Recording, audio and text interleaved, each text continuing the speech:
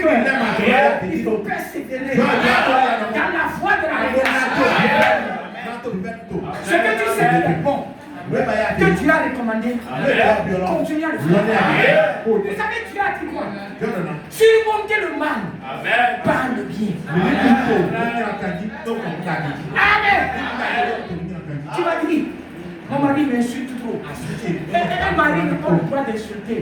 Mais peut-être c'est une preuve. Mon frère, ma soeur, réponds à tout ça. Le mal va s'effondrer. Le bien domine toujours le mal. Amen. Alors il y a quelque chose là-bas qui se passe avec l'épouse maintenant. Ceux qui vont répéter le message, qui vont dire exactement ce que le prophète a dit, la même puissance va revenir. Quand il a été pour la première fois, l'enfant n'est pas plus pour sortir. Il y a un réchauffement. C'est pourquoi le prophète dit, dans le 4e psaume, il attendait, il aurait un réveil. Il a déjà appris les tonnerres. Et il savait ce que Dieu va faire. Il maintient ça. Les tonnerres vont amener la foi pour l'enlèvement. Et ces tonnerres qui sont révélés dans les 7 psaumes vont amener une vie. Et les gens du monde, que les églises dénominationnelles ne jamais qu'on les défend. Non, plus jamais qu'on les défend. Vous savez, Élisée a dit, lorsqu'il revenait avec Élie, il est parti. Non, avant qu'Élie ne parte, il a dit, Élisée, est-ce que tu sais que ton patron va partir? Il dit, taisez-vous. Je le sais. Amen. Élisée a pu l'enseigner. Frère, avec tout ce que les gens sont en train de faire, quel message? Dites ce que le message a dit. Faisons ce que le message a dit. Le résultat viendra de Dieu. C'est pas parce que nous avons une grande église et on va vouloir dire que bon, comme je suis le grand pasteur, je peux faire ce que je veux. On n'a jamais le droit. La bouche doit être sur la bouche. Parce que l'épouse de Christ est morte. Oui. Mais Dieu ne va pas la laisser dans cet état. Tout au long des 6 âges, l'épouse était morte. Amen. Mais Dieu attend le 7e messager pour lui transmettre la vie. Les gens qui n'ont pas suivi ça, qui ne l'apprêtent pas tel que le message, tel que les sections l'ont donné, ils ne peuvent pas transmettre la vie à l'épouse. Les gens qui ont donné, c'est quoi? Toute la Bible, c'est renfermé dans ça. Amen. Si tu veux la vie, Amen. Dis Seigneur, étends-toi sur moi. Que le message là soit ma bouche, soit mes yeux, soit ma respiration. Vous allez voir ce que Dieu va faire. Amen. Élisée n'a pas prié. Il attendait seulement l'action de Dieu. Vous savez le message que vous avez, c'est la vie. La vie est déjà là en vous. Amen. Et vous savez, c'est comme les enfants. Les disciples avaient dans leur bateau Jésus. La vie, la puissance. Dormait.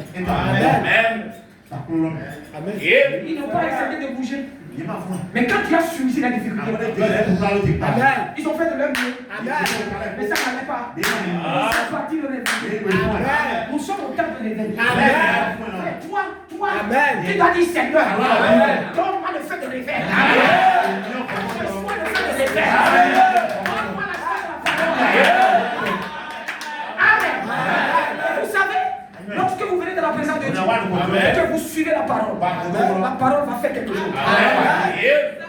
Mais Dieu a montré que nous allons arriver à un temps où prier, ce n'est pas ça qui sera important. C'est que tu as gardé dans ton cœur ton révélation.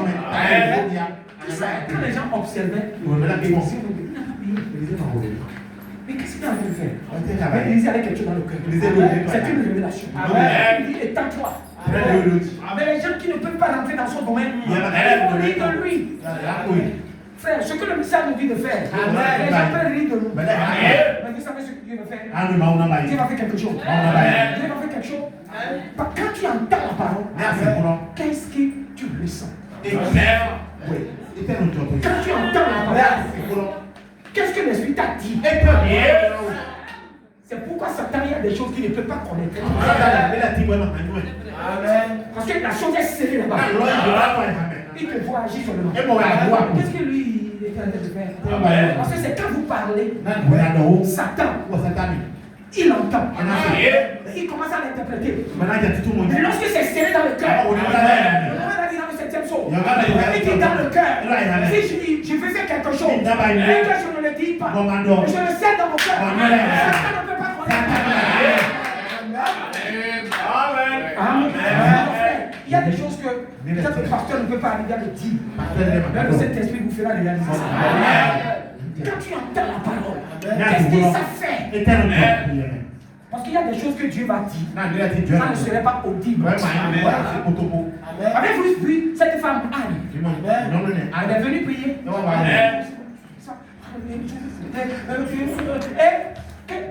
Et puis le pasteur de l'église dit, attends femme, jusqu'à quand tu vas amener ta boisson dans l'église? Les pasteurs, ce sont des êtres humains. Ils ne comprennent pas comment Dieu peut vous utiliser. Non, frère, je ne peux pas. Tu te pries. Mais c'est quoi ça? Puisque ce qu'elle dit, on ne l'entend pas. Mais elle murmure sur le dos. Alors que le pasteur murmure. Tu as vu pour venir voir. Tu as encore un soulard. Elle a dit, mon Seigneur, elle est polie. Elle dit, mon Seigneur, ce n'est pas que je suis une femme pervertie. Je ne suis pas une femme soulard. Mais j'ai des douleurs dans mon cœur. C'est ça que je réponds devant Dieu. Mais si elle disait, hey Dieu, elle disait, hey Dieu, ma copine, ma voisine, elle m'embête beaucoup. Elle me dit ceci, hey Dieu, tu peux donner l'enfant. C'est toi qui donnes l'enfant. Donne-moi l'enfant.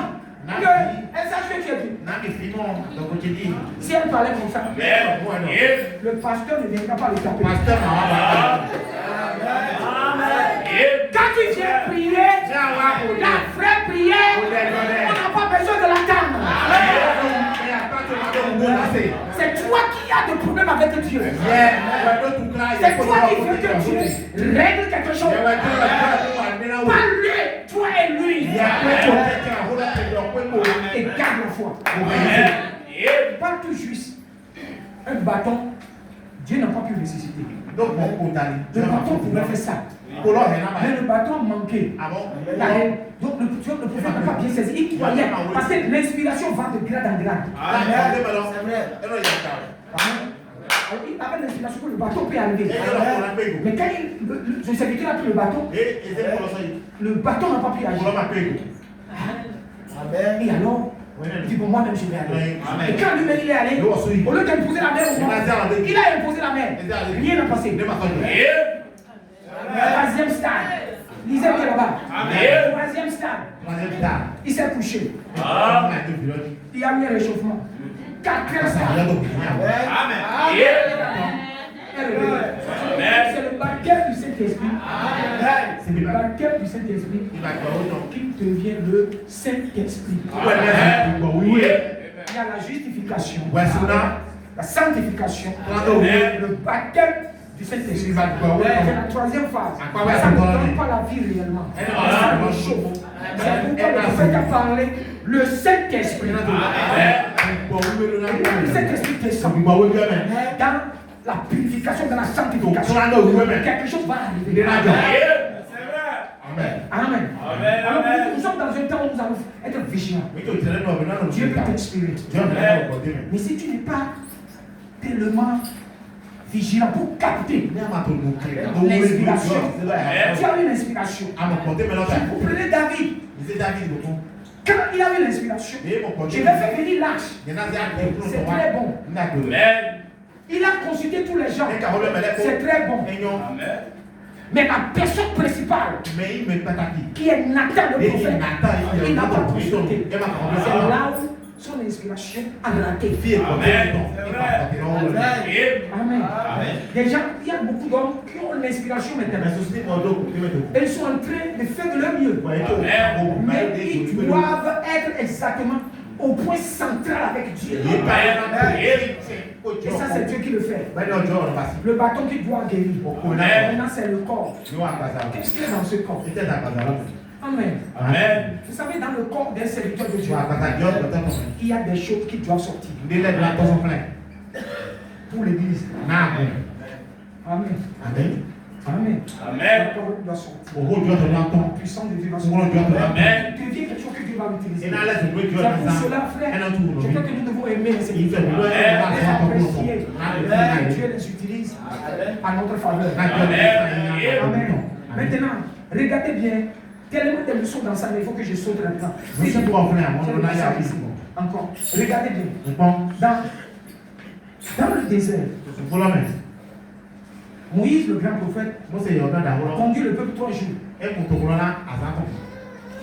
Ils ont fait 3 jours de marche. Passer la justification, ça ne veut pas dire cet esprit.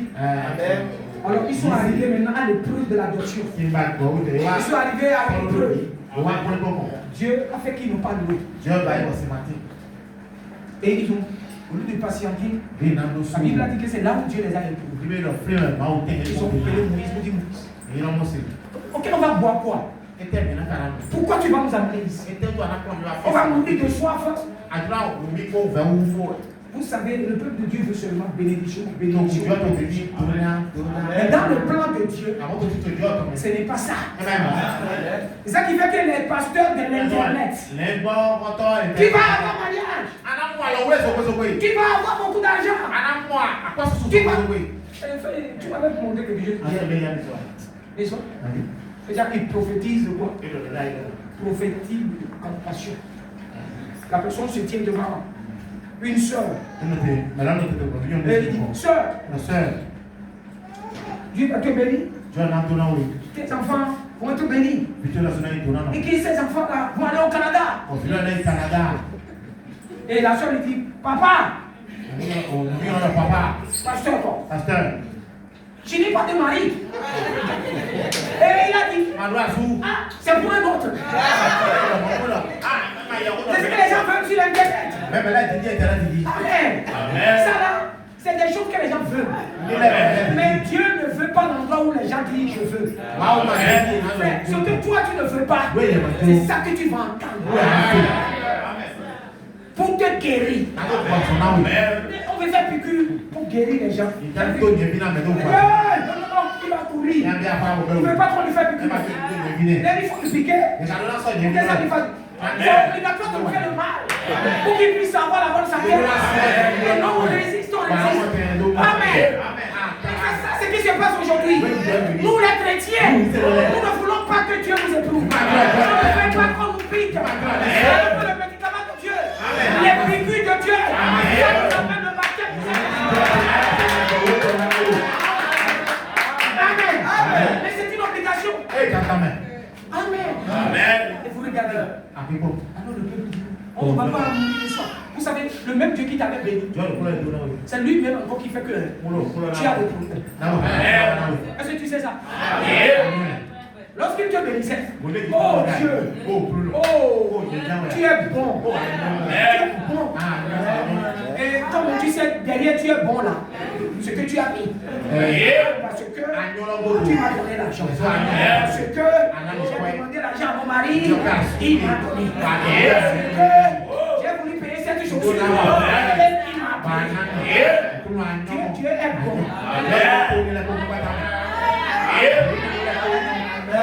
Maintenant, nous sommes arrivés au désert. 3 jours de marche. Et l'eau coupée. L'eau c'est la bénédiction. L'eau c'est la vie. Il n'en est pas. Et c'est Dieu lui-même qui avait frappé l'Égypte de toutes sortes de mots. C'est lui qui les a amenés. Est-ce que tu imagines ça? Est-ce que tu peux croire ça? Dieu qui t'a fait rire. Dieu qui t'a donné la fille. Dieu qui t'a fait des bonnes choses. C'est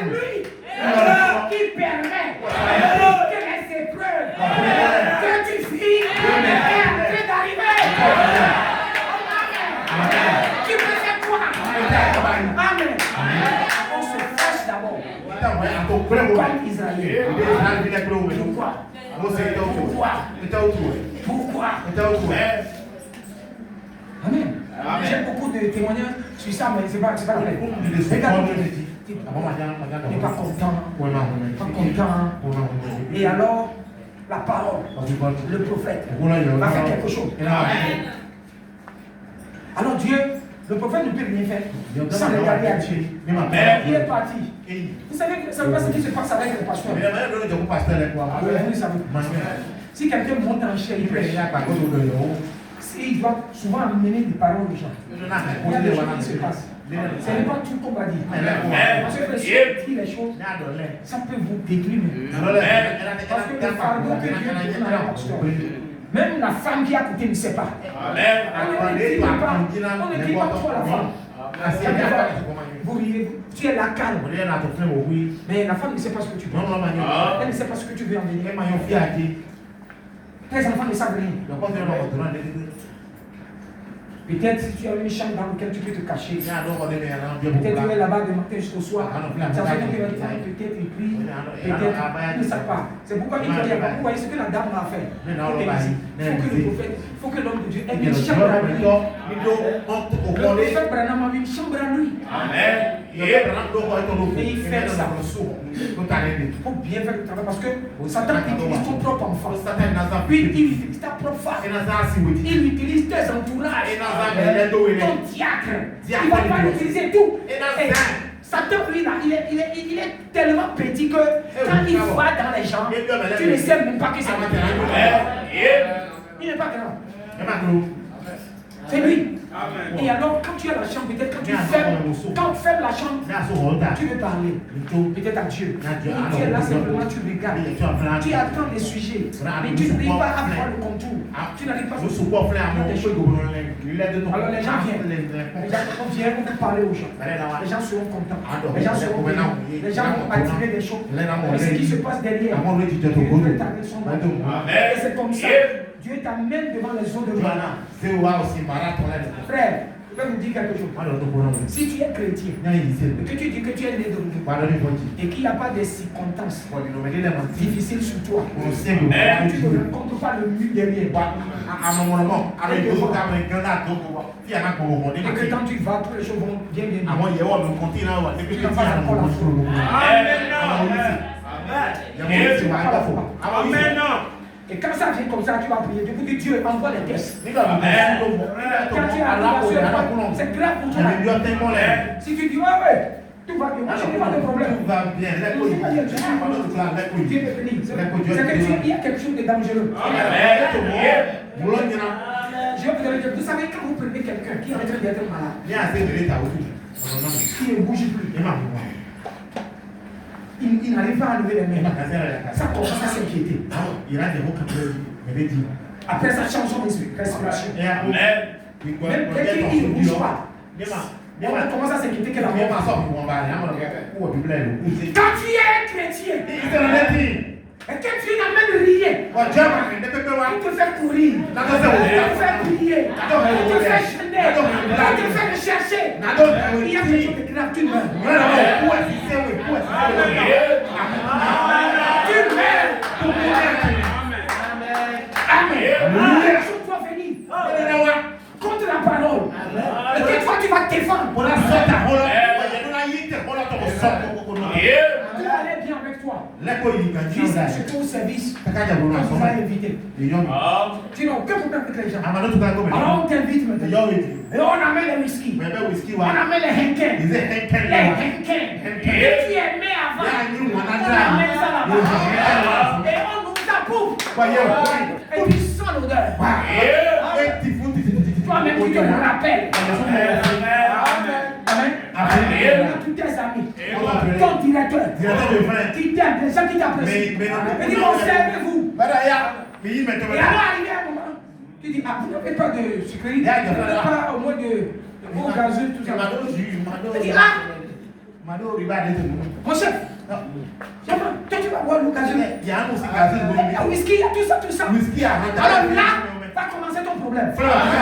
Et tu vas dire, cher directeur, cher collègue, je ne peux pas boire. Parce que la Bible m'a défendu. Jésus ne fait pas ça. Amen. Les gens vont commencer à dire, donc toi aussi tu es avec les gens. Mais depuis quand? Tu peux pas. Mais c'est le fait de la société. Il faut quand même être en joie. Toi tu nous déçus. Toi tu nous as blessés. Ça c'est quoi ça? Tous les ceux qui te regardaient avec bienveillance commencent à te voir avec moquerie. Et tu vas porter la croix. Commence maintenant. Amen. Ton désert. Il n'y a plus les eaux de Mara. C'est devenu amer. Et tu regardes le gauche à droite. Satan te dit, il n'y a aucun frère ici. Il n'y a aucune soeur.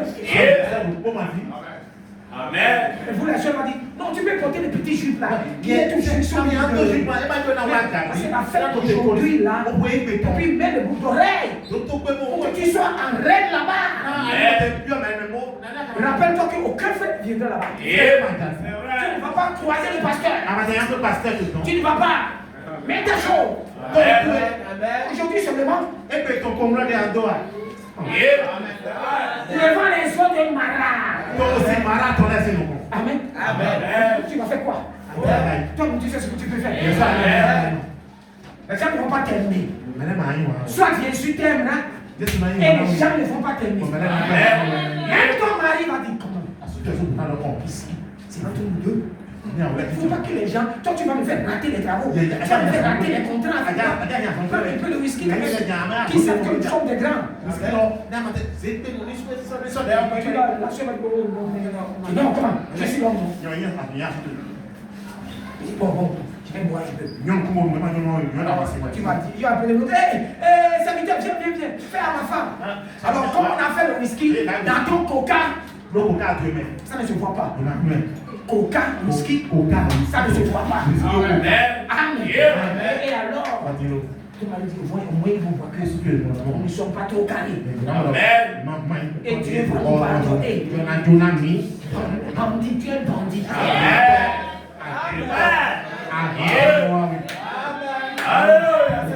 La Bible a dit, votre oui va être oui.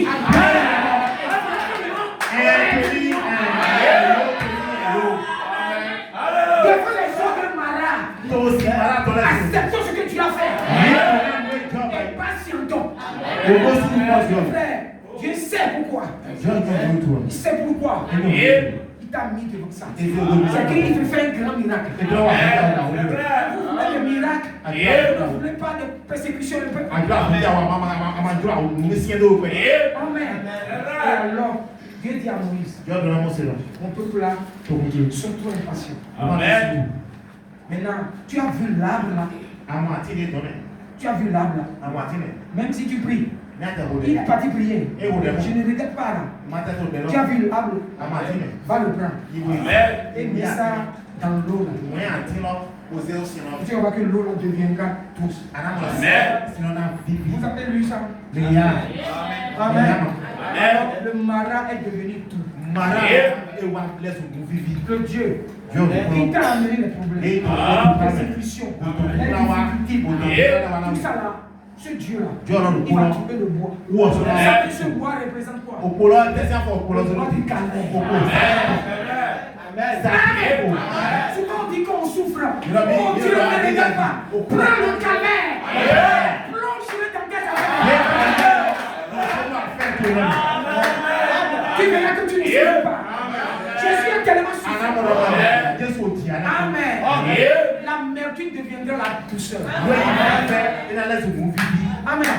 Quand il dit, si c'est comme ça, je vais faire ça. Si c'est comme ça, je vais. Devant les eaux du Mara. Mon frère, sois un vrai croyant.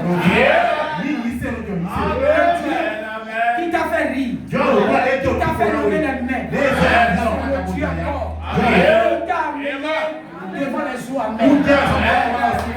Alors nous devons dire quoi? À lui la gloire. Amen. Nous apprenons une leçon maintenant. Vous n'allez pas. Il t'a amené, ou même tu ne regardais pas derrière, parce que tu savais qu'il n'y aura pas de blocage. Voilà que quand tu as trouvé les eaux du malade, tu manges avant des méchouis.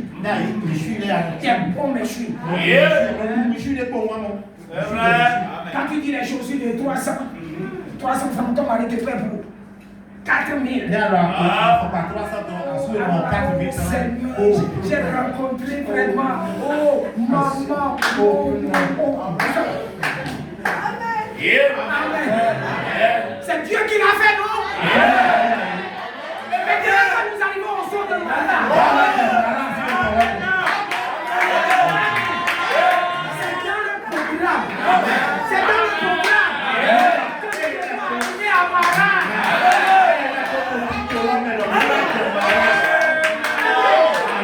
Ce n'est pas toi qui conduis. C'est la colonne de ceux qui te conduisent.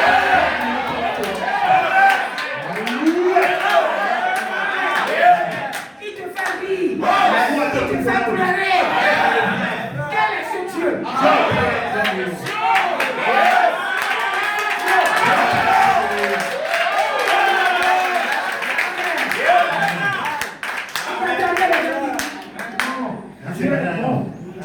Il est bon, tellement bon, il ne peut jamais faire de mal. Tu ne peux pas. Mais notre Dieu, vous ne pouvez pas le comprendre. Non, non, si vous le comprenez, ce n'est pas le Dieu vrai. Amen. Il te fait pleurer. Amen. Il te fait rire. Il te fait sauter. Il est Dieu.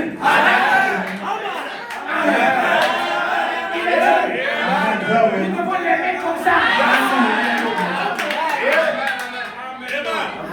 Cela doit arriver à tout le monde. Si vous n'arrivez pas à Mara, au sort de Mara, je vous demanderai de prier.